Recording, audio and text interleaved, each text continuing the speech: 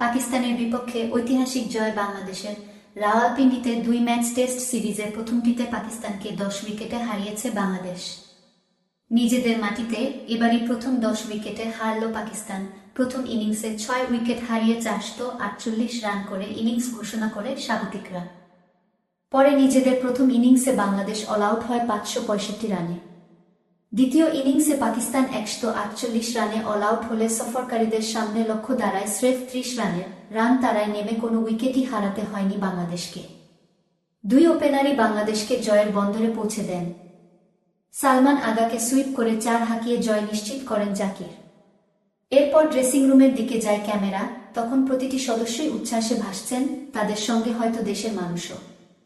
Test খেলুড়ে দেশের মধ্যে এখন শুধু দক্ষিণ আফ্রিকা ও ভারত বাদে সবাইকে হারালো বাংলাদেশ। পাকিস্তানের বিপক্ষে 14তম টেস্টে এসে প্রথম জয় পেল বাংলাদেশ। এর আগে তাদের মাটিতে আগে কখনো ড্র করতে পারেনি তারা। পাকিস্তানের বিপক্ষে একটি ম্যাচেই ড্র করতে পেরেছিল বাংলাদেশ। 2015 সালে খুলনায় হয়েছিল সেটি।